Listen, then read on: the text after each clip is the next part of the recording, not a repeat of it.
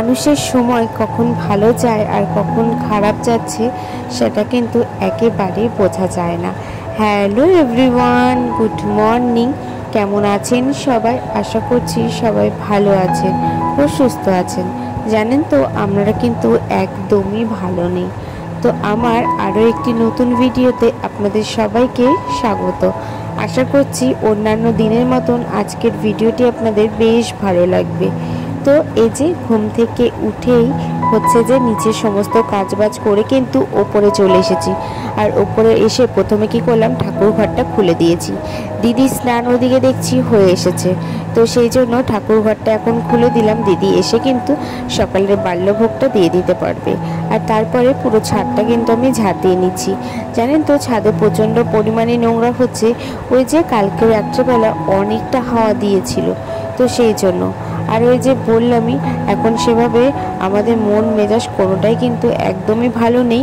আর সেই কারণে কিন্তু আমি একদমই ভিডিও দিতে পারছি না। আর এই ভিডিওগুলো কিন্তু আমার অনেক দিন আগেকার করা ছিল, প্রায় বলতে পারবেন 15 দিন আগেকার ভিডিও। তাই ভিডিওর ভয়েস ওভার দিতে প্রচণ্ড পরিমাণে অসুবিধা হচ্ছে। তো দেখুন, কিছু তো করার নেই, আপনারা প্লিজ একটুখানি মানিয়ে নেবেন। আপনারা হয়তো অনেকেই দেখেছেন, মানে জানেন, আমি একটা পোস্ট করেছি যে তাতানের শরীরটা প্রচণ্ড পরিমাণে খারাপ।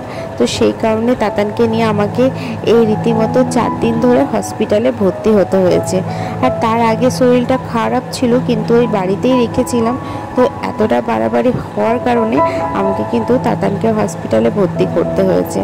তো চলুন, অনেক কথাই বললাম, আরও কথা শেয়ার করব আপনাদের সাথে।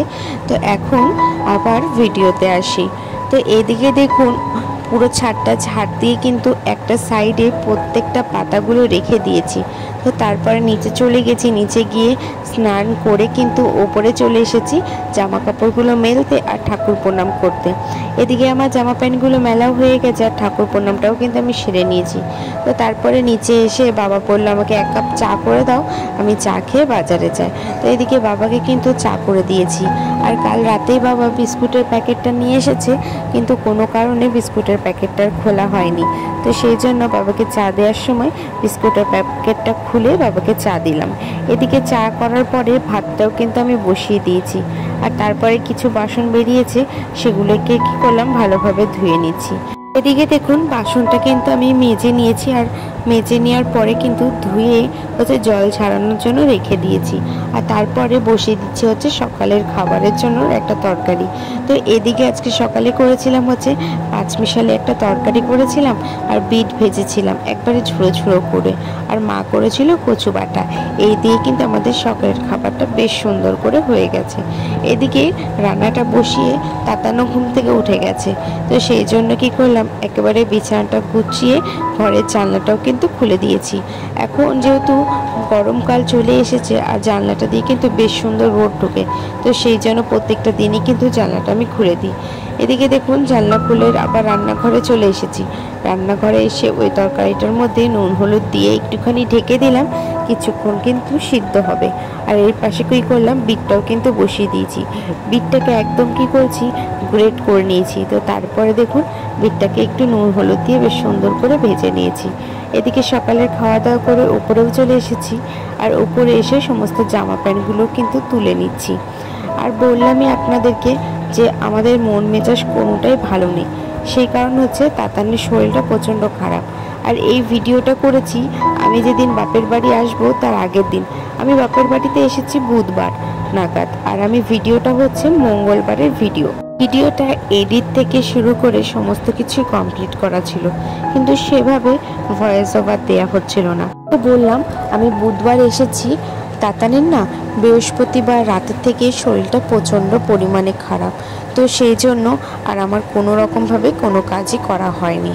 আর তাতানকে আমাকে আবার হসপিটালে ভর্তি করতে হয়েছিল শনিবার কিন্তু ভোর রাতের থেকে। তাতানের প্রচণ্ড পরিমাণে জ্বর ছিল। সেই জ্বরের মাত্রাটা এতটা প্রচণ্ড বেড়ে যায় যে 104 জ্বর হয়ে যায় ভোর 3টের সময়। তো তখন কোনো কিছু নিরুপায় হয়েই কি করলাম, হসপিটালে তাতানকে ভর্তি করতে হয়েছে। আর হসপিটালে আসার পরেও কিন্তু তাতানের জ্বর একদমই কমছে না, ওই 104 কি 102। আর জানেন তো আমি ভয়েস ওভারটাও কিন্তু এখন হসপিটালে বসেই দিচ্ছি। হসপিটালে সবাই কিন্তু ঘুমাচ্ছে আর তাতানও ঘুমাচ্ছে। আর জানেন তো আমার একদমই ঘুম পাচ্ছে না, তো সেই কারণে ভাবছি কি করি, তো ভাবলাম ভয়েস ওভারটাই দিয়ে নিই। আর আপনারা একটুখানি ম্যানেজ করে নেবেন, হয়তো অনেক রকম শব্দ আসতে পারে, একটুখানি ম্যানেজ করে নেবেন, কিছু করার নেই। আমিও হচ্ছে নিরুপায় এখন। আর আজকে হয়ে গেল 4 দিন তাতানকে নিয়ে কিন্তু হসপিটালে রয়েছি। এদিকে দেখুন আপনাদের সাথে অনেক কথা শেয়ার করলাম, তো শেয়ার করতে করতে আমার এদিকে অনেকটা কাজই কিন্তু এগিয়ে গেছে। ওই যে জামা প্যান্টগুলো নিয়ে এসে সেগুলোকে গুছিয়ে কিন্তু ওই জামা প্যান্ট যেখানে থাকে, ধরুন আলনাতে কিছু জামা প্যান্ট রেখেছি আর কিছু আলমারিতে রেখে দিয়েছি। তো তারপরে দুপুরের খাওয়া দাওয়া করে নিলাম। এদিকে ট্রলিটাও বের করে নিয়েছি, কিছু জামা প্যান্ট আজকে ঢুকিয়েছি, আরও কিছু জামা প্যান্ট কিন্তু রাত্রে ঢোকাবো ভেবেছিলাম, কিন্তু সেটাও হয়নি। এদিকে দেখুন এই দুটো শাড়ি বাপের বাড়ি নিয়ে যাব, তো সেই জন্য সাইডটা সেলাই করে নিচ্ছি, সাইড সেলানো ছিল না। আর এই দুটো শাড়ি জানেন তো আমার স্বাদের শাড়ি, একটা আমার বাপের বাড়ির থেকে দিয়েছে, একটা আমাকে এই বাড়ির থেকে দিয়েছে।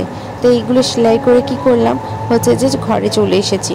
আর ঘরে এসে যেহেতু বিকেল হয়ে গেছে, তো সেই জন্য জানলাটা বন্ধ করে দিয়েছি। আর এরপরে সমস্ত শাড়িগুলো কিন্তু গুছিয়ে নেব। আর শাড়ি গোছাতে গোছাতেই মা এসে বললো একটুখানি তোমার ছোটো মাসি বাড়ি যাও তো, ছোটো মাসির নাকি শরীরটা সেরকম ভালো নেই।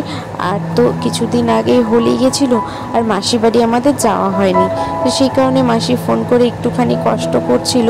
তো সেই জন্য কি করলাম, এই যে শাড়িগুলো গুছিয়েই রেডি হয়ে গেছি ছোটো মাসি বাড়ি যাবো বলে। একটা শাড়ি তো আগেই গুছিয়ে নিয়েছি, আর একটা শাড়িও কিন্তু গুছিয়ে নিচ্ছি, এরপরে রেডি হয়ে গেলাম। তো রেডি হয়েছি, আর তাতানকে কিন্তু নেব না, যেহেতু আজকে মঙ্গলবার, এই সন্ধ্যাবেলায় কিন্তু আর নিয়ে যেতে ইচ্ছে করছে না, আর অনেকটা ভেতরে যাব তো সেই জন্য এদিকে রেডি হয়ে মাসির বাড়ি চলে এসেছি। মাসি দেখছি কি পুজো দিচ্ছে, আর তারপরে মাসি আবার ডিম টোস্ট করে দিয়েছে খাওয়ার জন্য। তো সেটাই খেয়ে দিয়ে বাড়িতে গেছি। বাড়িতে গিয়ে আরেক কাণ্ড জানেন তো, মামা বাড়িতে যে আজকে নেমন্তন্ন ছিল কারো মাথায় ছিল না, যদি মামা না ফোন করে বলতো আবার। তো এদিকে দেখুন রেডি হয়েই কিন্তু মামা বাড়ি চলে এসেছি। তাতানকে কিন্তু আজকে আর আনেনি, ওকে ওর পাপার কাছে রেখে চলে এসেছি। এদিকে মামা বাড়িতে দেখুন কি সুন্দর করে সাজিয়েছে, আর আজ ছিল মামা বাড়িতে কালী পুজো। আর মাকে দেখুন এত সুন্দর লাগছে মিষ্টি মুখটা, যে কি বলবো। এদিকে আমি প্রণাম করে নিয়েছি, আর প্রণাম করে সবার সাথে একটু কথা বলে খেয়ে দিয়ে কিন্তু বাড়িতেও চলে এসেছি।